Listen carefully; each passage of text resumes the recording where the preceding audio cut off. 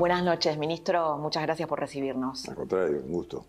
Bueno, empieza una nueva etapa en el gobierno. Yo lo que veo son dos sectores, ¿no? Quienes apoyan a Milei, que dicen, bueno, ahora va a tener los instrumentos suficientes para llevar su programa adelante, y los que lo critican a Milei, que dicen, bueno, ahora se va a comprobar que no puede hacer las reformas o que no va a poner en marcha su plan porque su plan es malo o es inviable.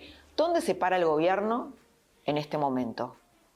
No, yo considero que, en primer lugar, estas leyes debieron estar antes. ¿No? Está bien, puede ser un hito, hemos conseguido que se aprueben, lo hemos conseguido desde una situación parlamentaria tan minoritaria como la nuestra, pero pudimos obtener apoyo finalmente para aprobarlas con una mayoría clara frente al kirchnerismo. Pero insisto, debió estar antes, porque hemos perdido mucho tiempo y no era necesario perder tanto tiempo para una ley que finalmente iba a ser aprobada. ¿Y qué lo impidió? ¿La casta? Yo creo que, bueno, me parece que un poco de todo. Yo, por un lugar, desde un punto de vista, a lo mejor, yo lo he dicho otras veces, a lo mejor podíamos haber presentado o comenzado la negociación de una manera distinta a la que la comenzamos, podíamos haber presentado un proyecto de ley con menor complejidad que la del primer proyecto aquel que llevamos al Congreso en el mes de enero. Bueno, ahí hay una autocrítica, ¿no? Pero yo siempre le hice, yo digo, no, a mí no me preocupa marcar los temas en los que tal vez hemos tenido que rectificar caminos y buscar acuerdos y consensos. Así que desde ese punto de vista a mí no me preocupa reconocerlo. Con relación a qué significa este momento, y yo diría, bueno, hoy tenemos un instrumento que, coordinado con el DNU 70, nos va a permitir generar cambios en el Estado por las facultades delegadas que el Congreso le dio al presidente por un año a partir de que la ley sea promulgada, con lo cual, digamos que tenemos desde aquí hasta mitad del año que viene para comenzar a reformar este Estado argentino que ha sido tan ineficiente en generar bienestar al conjunto de la sociedad. Por otro lado, también... Pero digo, me refiero, ¿significa más presión para tener éxito en la gestión? Porque ahora ya, digamos, no hay excusas, ¿no? No hay, están los instrumentos sobre la mesa. No, yo no diría que es más presión, yo diría que nosotros pedimos al principio instrumentos para poder gobernar en una situación de crisis. Creo que la situación de la gravedad de la crisis que se presentaba en el mes de diciembre, cuando el presidente Milei asumió el gobierno, se controló.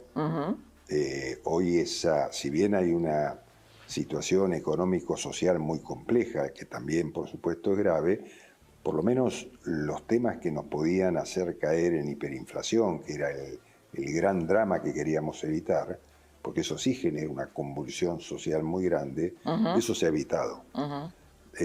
Así que ahora lo que tenemos son normas que nos van a permitir, como decía, hacer transformaciones en el Estado, pero aparte abrir un poco la Argentina a la inversión del mundo. O sea, esta ley va a permitir que vengan inversiones. Sí, más, supongo, obviamente, el tema del RIGI. Ahora, ¿qué significa el ingreso de Sturzenegger que ayer confirmó el presidente Milei al gabinete? Bueno, a ver, primero que nada, Federico ha estado trabajando con el presidente y en equipo con nosotros desde antes de asumir el gobierno, ¿no? Él había estado trabajando para la candidatura de Patricia Bullrich con una serie de proyectos, con un análisis muy profundo de las regulaciones del Estado y de las leyes vigentes, y había hecho una propuesta de reforma. Yo siempre me acuerdo cuando él termina de analizar todo, que él se presenta con una cantidad de modificaciones muy importantes, que fueron parte también, tanto del DNU como de la ley bases, en parte, ¿no? En un trabajo conjunto con nuestros equipos se armó una propuesta común después de que pasaron las elecciones primarias. Y de manera que él no es ajeno a todo lo que venimos haciendo como gobierno liderado por el presidente Milei. Su incorporación formal yo creo que es como lo anunció el presidente ayer, me parece que va a permitir generar ya dentro del gabinete una posibilidad de debate y diálogo sobre muchos de los temas que tenemos que encarar de aquí para adelante, ¿no? Así que a mí me Algunos dicen, ministro, bueno, esto puede generar conflictos dentro del gabinete con el ministro Caputo o con incluso usted, ¿no? Que es un ministro de alto volumen político. De hecho, bueno, Milei tuvo que incorporarlo en la negociación política para que saliera la ley bases. ¿Puede haber algún conflicto con Sturzenegger, que es una persona potente, fuerte, es un hombre que dice cosas, define? Yo lo conozco a Federico hace muchos años. Era presidente del Banco Ciudad y yo era presidente del Banco Provincia hace 20 años atrás casi. Desde esa época nos tratamos mucho con Federico. Y después, por supuesto, también lo traté cuando era presidente del Banco Central y yo tenía una propuesta desde el sector privado para armar un banco digital que finalmente se convirtió en el primer banco digital de la Argentina. Así que he tratado mucho con él y sé que él tiene en su cabeza tiene una cantidad de conocimiento del sector público que puede ser muy útil para el conjunto. A mí no me preocupa para nada que pueda tener sus opiniones y compartirlas y debatir y que tenga peso. Obviamente no es una incorporación cualquiera, ¿no? Es una incorporación, como señalaba, potente. Y en cuanto a que pueda haber discusiones por algún tema Caputo, con el ministro Caputo, no lo creo. Además, yo creo que el presidente fue muy explícito, no solamente ayer, sino la semana anterior, cuando expresó con toda claridad su apoyo absoluto al ministro Caputo. Con lo cual, digo, me parece que en un gabinete hay personalidades fuertes, porque son elegidos por el presidente y cada uno tiene su espacio de poder político, digamos, en su área, pero a mí que sean personalidades fuertes me parece perfecto. El tema después y mi función no es tanto la de competir por un espacio de poder político, sino tratar de ayudar a coordinar una gestión común, ¿no? Por eso esta es una especie de ministro coordinador. Ministro coordinador. ¿Y cómo convive un ministro coordinador de la política clásica, porque podríamos decir que usted es un hombre de la política clásica, con un presidente disruptivo, que no le gusta la política, que no le gusta la rosca, entre comillas? ¿Cómo es esa convivencia? Bueno, yo no soy un político clásico.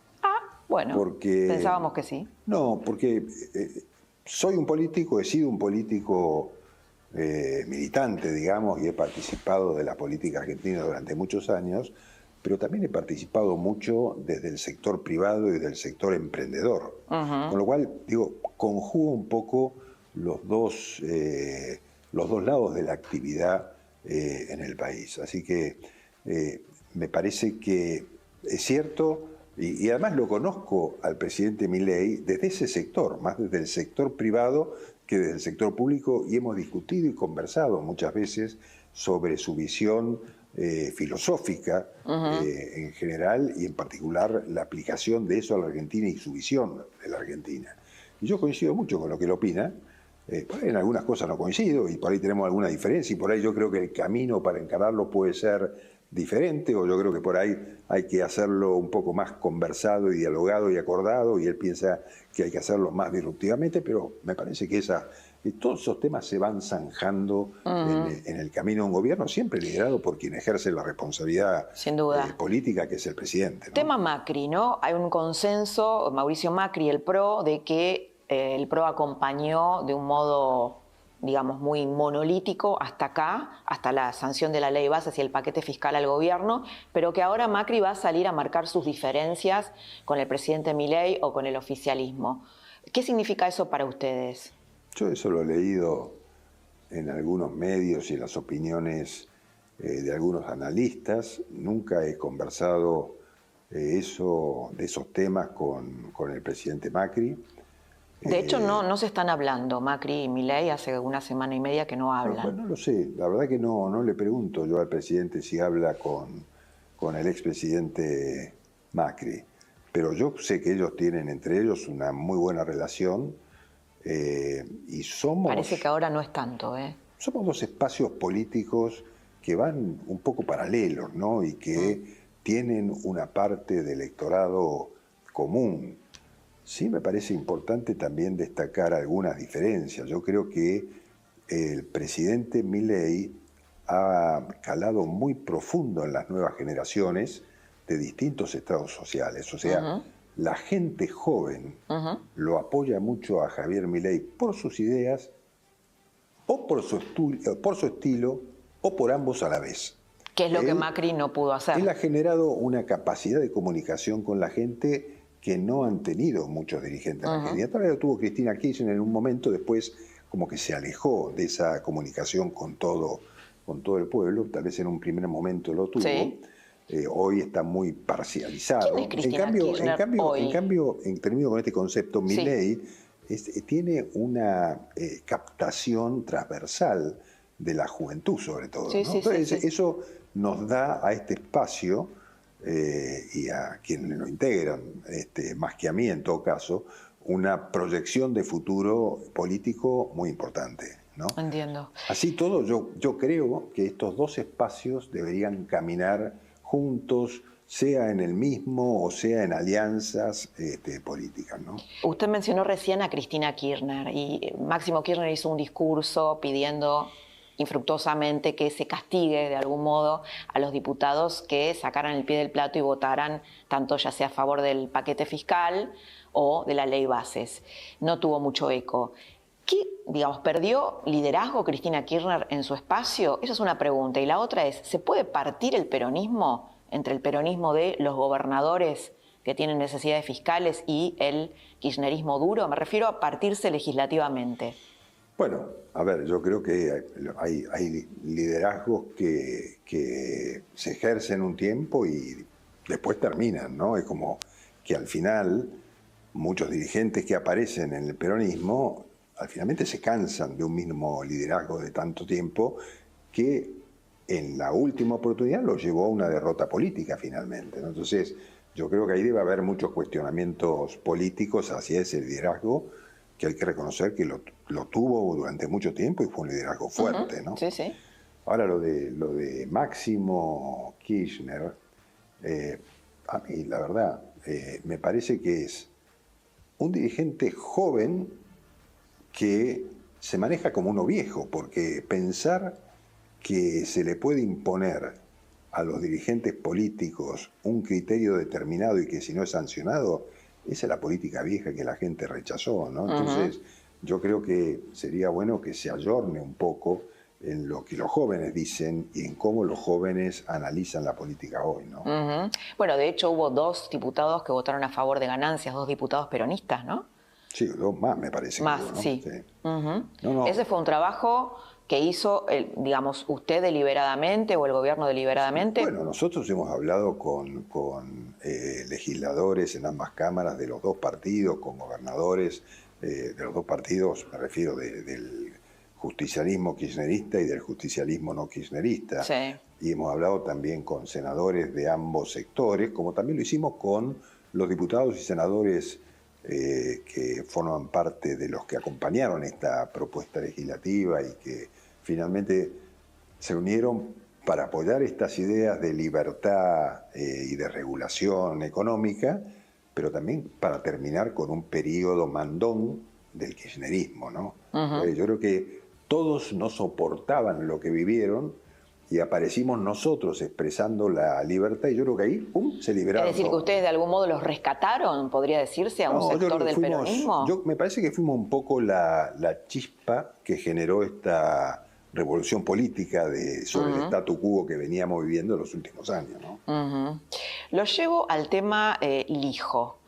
Hay un discurso muy fuerte del presidente Milei en contra de la casta política, pero bueno, está proponiendo el gobierno a Ariel Lijo como integrante de la Corte Suprema, que tiene muchas objeciones éticas, incluso sospechas sobre su patrimonio, sobre el crecimiento de su patrimonio que no puede explicar.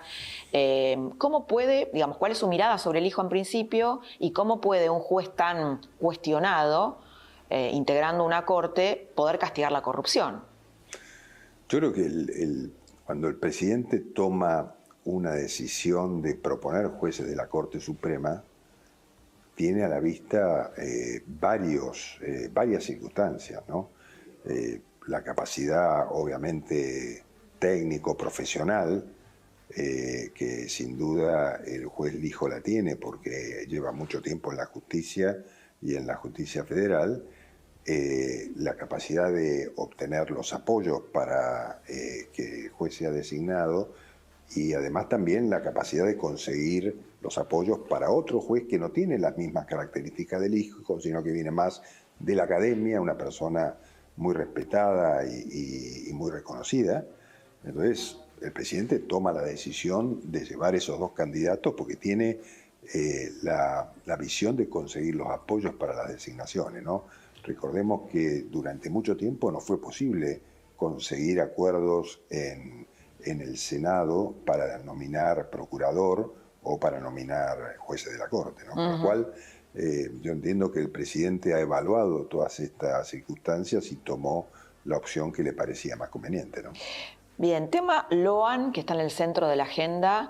Estuvo la ministra Patricia Bullrich en La Nación Más esta semana, dijo cosas bastante inquietantes, como que ella se había enterado, el gobierno nacional, ella particularmente se había enterado por la televisión de la desaparición de Loan, que hubo bueno, desde la Fiscalía de la provincia de Corrientes no le habían avisado nada. ¿Cuál es la mirada del gobierno nacional sobre el caso Loan, las fallas en la investigación por parte de la justicia provincial y el hecho de que el gobernador Gustavo Valdés haya salido a hablar recién 11 días después de la desaparición de este chiquito? Bueno, yo no es que tenga una mirada especial más allá de la que hemos visto y hemos escuchado durante todo este tiempo en los medios de comunicación y lo que nos ha transmitido la ministra de Seguridad y las evaluaciones que uno puede hacer sobre todos los componentes que hacen estas circunstancias. Yo creo que recién se tomó conciencia de la gravedad de la situación o de las posibles vinculaciones del hecho concreto con lo que se sospecha, yo diría 2 días después de que comenzó o del hecho de la desaparición, ¿no? Entonces ahí, al principio, me parece que esto se tomó como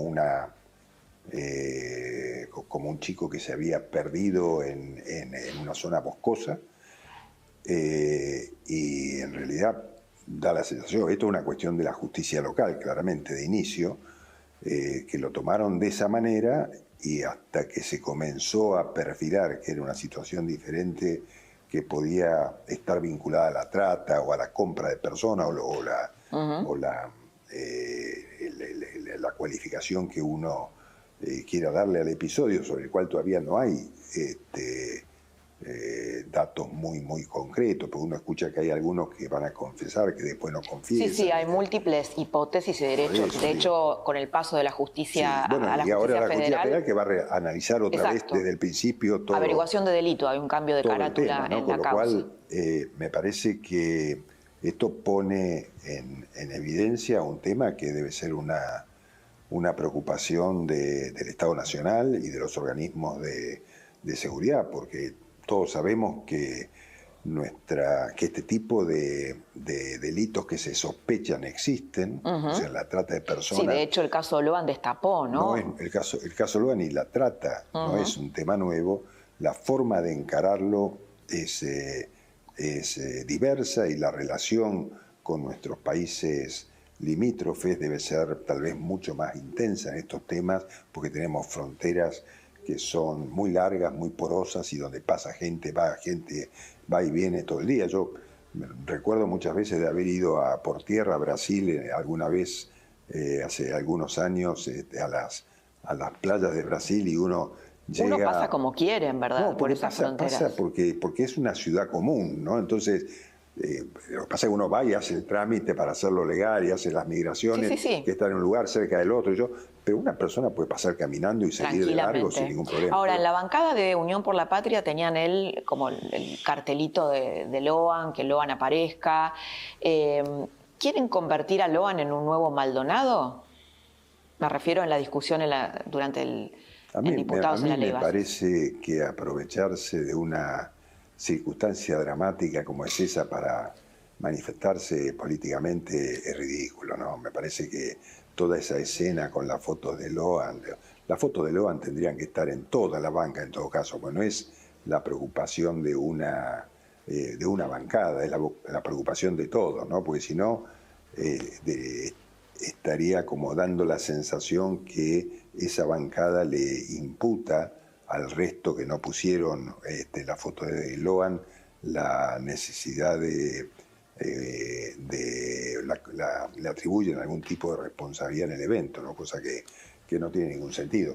Yo digo, me parece que la utilización política de estos hechos no es buena para nadie, ¿no? O sea, lo utilizaron el caso. Pero sin ninguna duda que lo utilizaron, sin ninguna duda.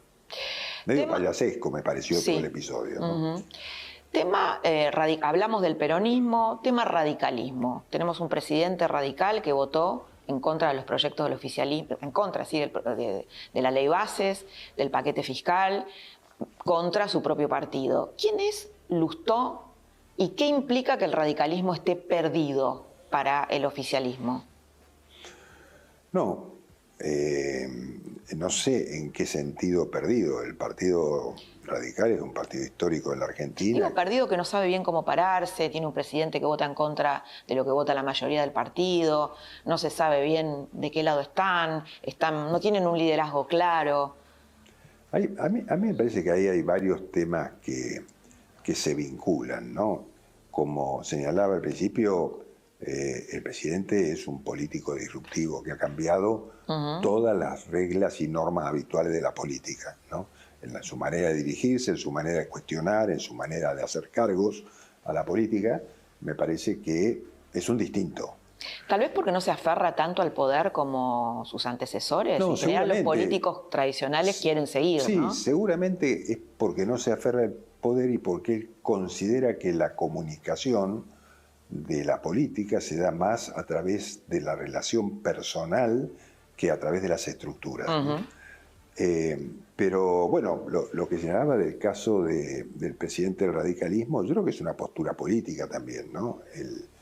El senador Lustó termina su mandato de senador en el 25, el año próximo, y la ciudad elige nuevamente senadores, y encontrar un espacio para insertarse en la ciudad de Buenos Aires cuando uno supone disputar una elección de senador que lleva 2 senadores la mayoría y uno la minoría, con la presencia de La Libertad Avanza y la presencia del PRO en la ciudad de Buenos Aires, encontrar un espacio ahí políticamente no es sencillo. O sea, está haciendo su juego, dice usted. Yo creo que hace su juego y trata de diferenciarse. Pero entonces, digamos, ¿le importa más su carrera que la Argentina? ¿O, no sé, o su partido? Bueno, también Lustó ha cumplido un rol en todo este tema, en la votación en el Senado. Yo destaco que él dio quórum para que se tratara la ley. O sea, su presencia en el recinto fue importante. Si Lustó no hubiera estado presente, la ley no se hubiera podido tratar en el Senado, ¿no? Así que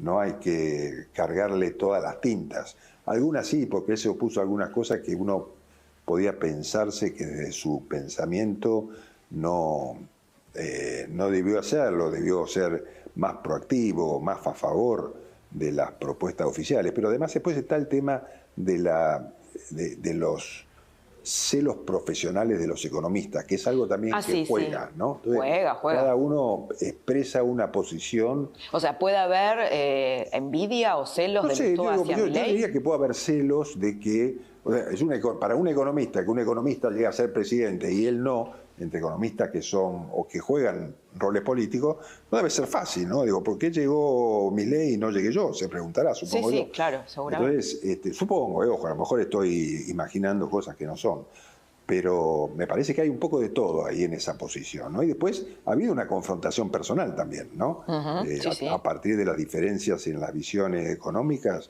entre ellos ha habido una confrontación. Ahora, ¿cómo hace?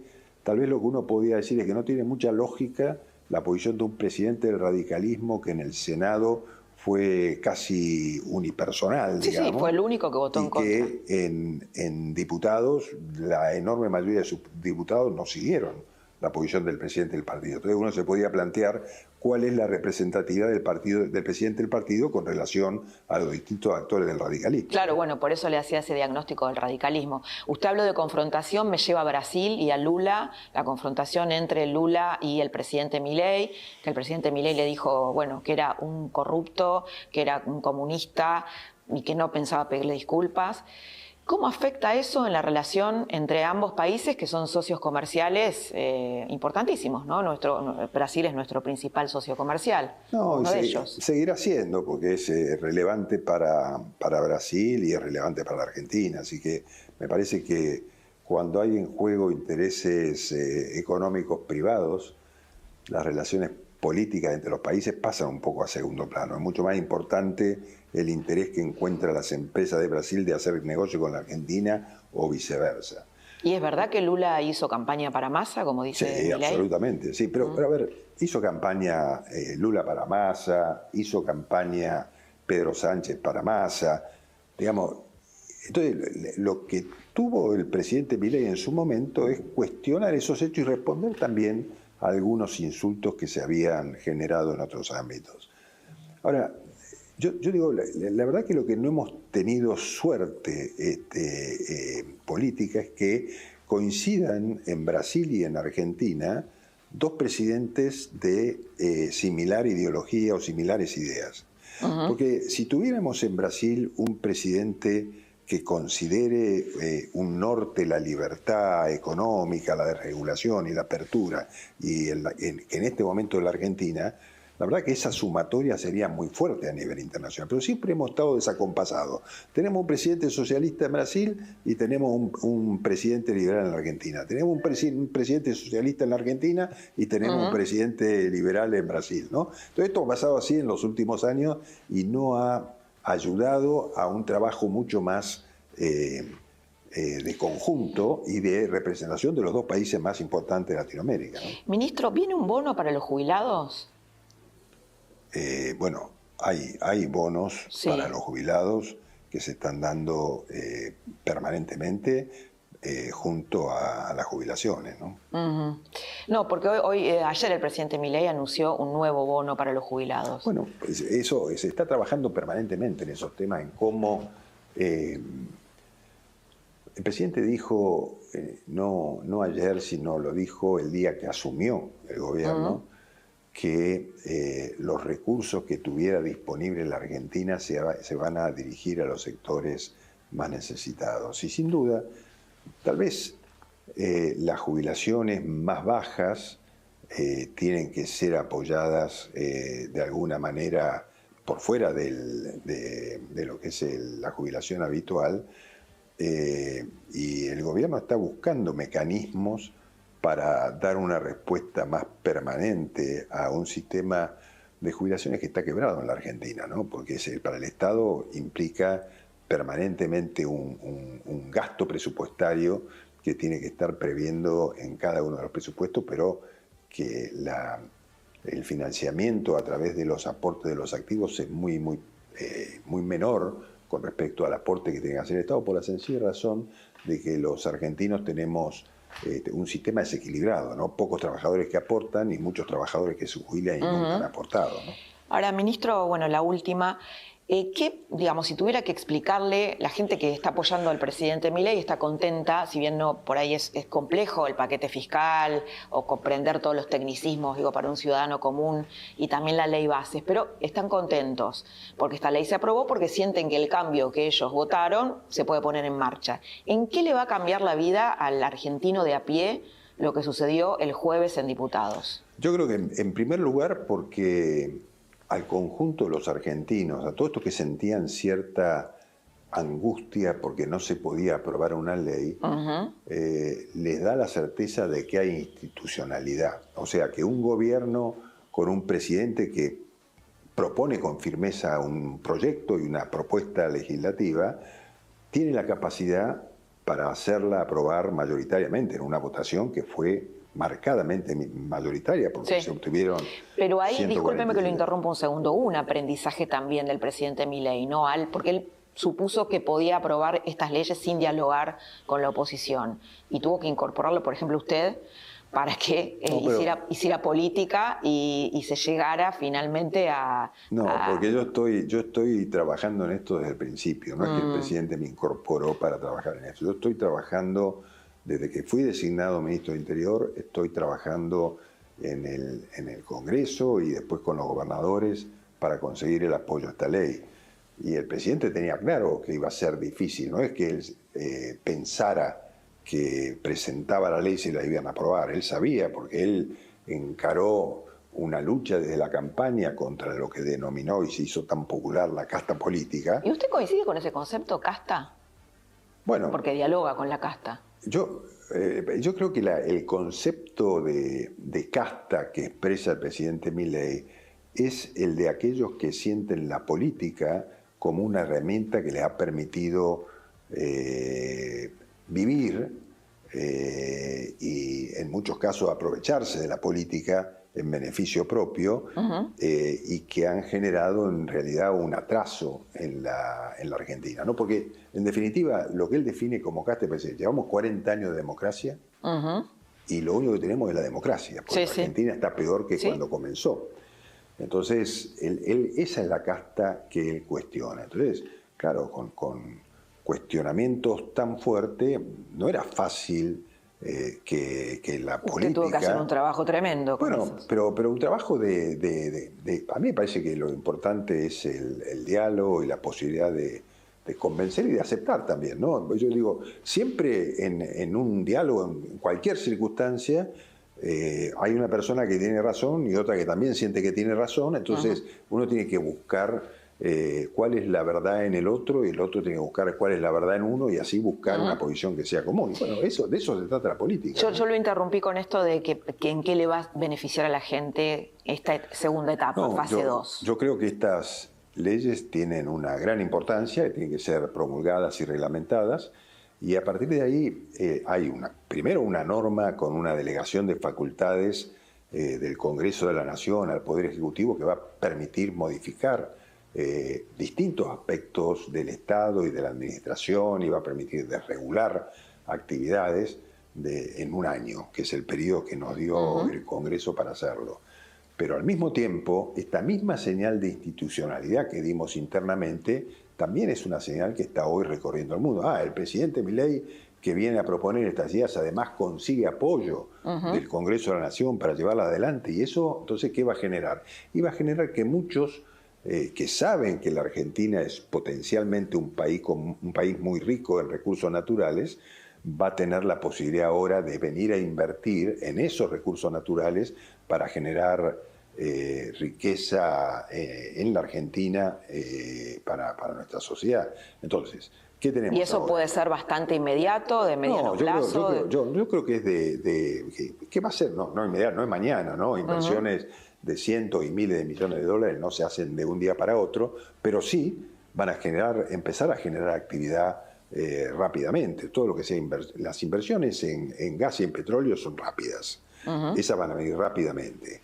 El tema de Petronas, esta negociación que se viene haciendo con Petronas para la planta de licuefacción de gas, también es algo que se va a comenzar y a lo mejor se empieza a exportar dentro de 3 años. Pero toda la inversión, el desarrollo, las tuberías, los caños, la explotación concreta del gas, todo eso se va a ir haciendo. Y también son inversiones. Uno tiene que ir yo no estuve en Vaca Muerta todavía, pero tengo planeado ir hace ya unos meses, porque el desarrollo que ha tenido toda esa zona en el tema de la explotación de recursos gasíferos y petroleros es impresionante.